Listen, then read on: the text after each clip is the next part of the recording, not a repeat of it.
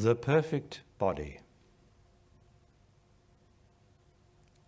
The perfect body is inside you and inside me, inside everybody.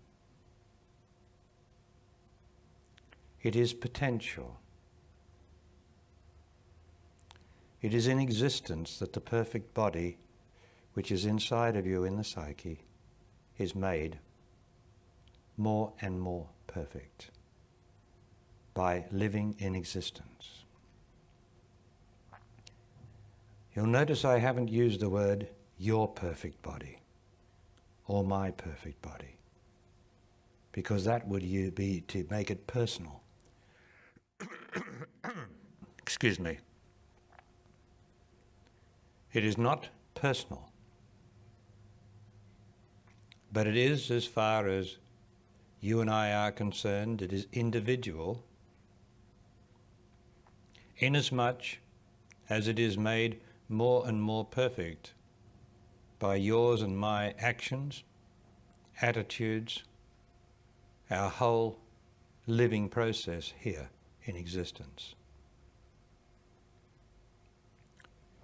It starts off, the perfect body is potential. And each life that is lived here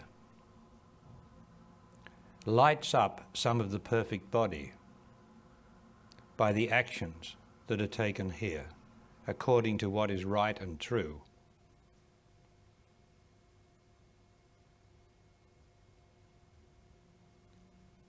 But it is not personal. It is the perfect body that has given rise to the false notion of reincarnation. It has been intuited before, of course, to give rise to that. I am not suggesting that you will ever be born again. And it's very difficult to communicate something that is not personal to us in this very personal world, because we are all persons here. That means we all have a center that begins with our body, and then we make everything personal. All our emotions are a result of being personal. All our feelings come from being personal. It is only when we start to give up being personal about living that we start to realize more and more the perfect body that is inside of us. So you have inside of you a potential perfect body. Now the potential of that body is the potential of God, of being God. Now, we don't know what God is, only God is perfect, and we don't know what perfect is. So we've got no idea of what the potential of perfection is. But we do have a knowledge of what is right, and of what is good, and of what is true. And we do have a knowledge of self-indulgence, indulging ourselves. We have a knowledge of that.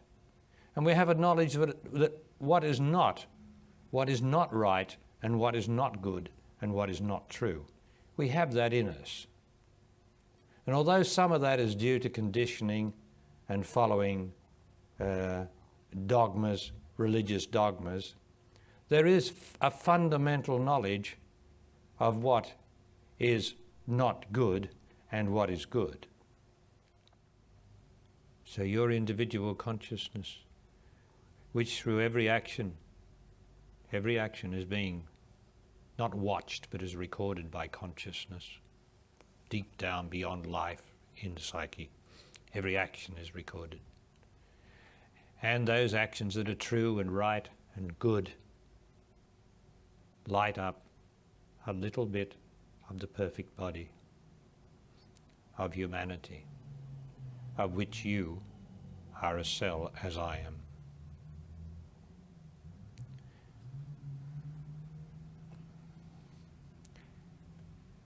But you are an individual consciousness now.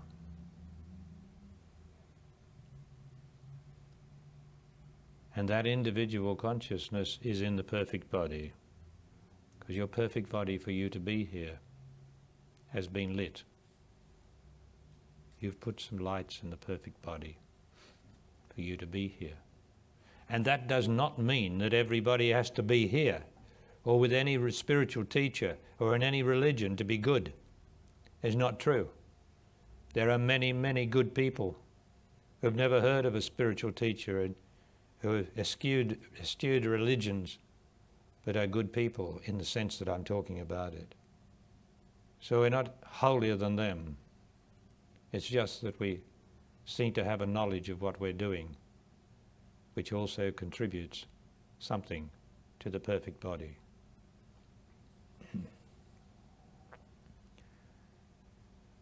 So the individual consciousness that you are now is contributing to lighting the perfect body by your actions that are good and right and true, the way you serve, the way you help, the way you get rid of your emotions and destructive tendencies, which we all have in us to start with, the way you get rid of those.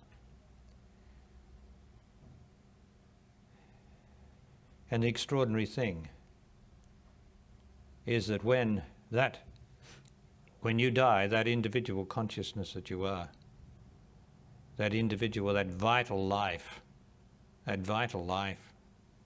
goes back into the reservoir of life.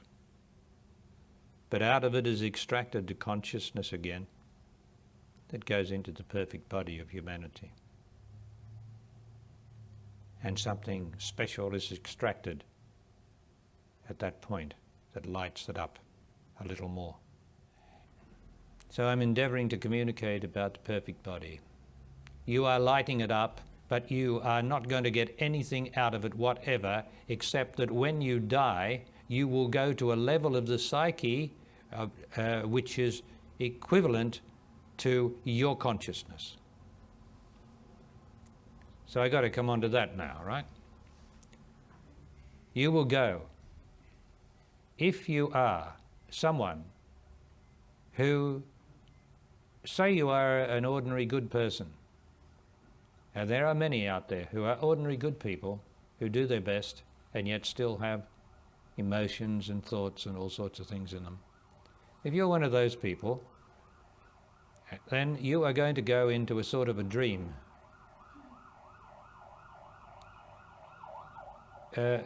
This in its way is a dream. It's not our dream, this existence. It's not our dream, but something is dreaming. And you'll often hear masters speak of the awakening. You know, awakening. Well, it's not a real awakening, but it's starting to come to. An awakening is starting to come to, starting to lose identification with this existence, just starting to. But something is dreaming here. And the dream only ends when your body dies. So it's no good saying that anyone is fully conscious here. I won't say that anyone here is fully conscious, despite the great claims that are made. It's not true. You can be more conscious than you were, but you can't be fully conscious until you're dead. That's what death exists for. And at death, everybody goes into a place which resonates. Now, resonates, here you have a vibration here. Everything here in existence is vibrating. Right? Vibrating. The floor is vibrating, your body's vibrating, my body's vibrating, your system within, your psychic system within is vibrating, right? Everything is vibrating to be in existence. Now, when there is sufficient lighting in the individual consciousness in the perfect body, you get what is called a resonance. Now, resonance means a resoundness, resonance, resoundness. So from this vibration then goes into the psyche, what you are, and either does or does not resonate with the perfect body inside of you. Then you get resonance, and resonance is stronger than the vibration, and the resonance comes back and quells vibration. to some degrees and makes it like itself, because resonance coming off the perfect body is far stronger than material vibration, which we all are. And so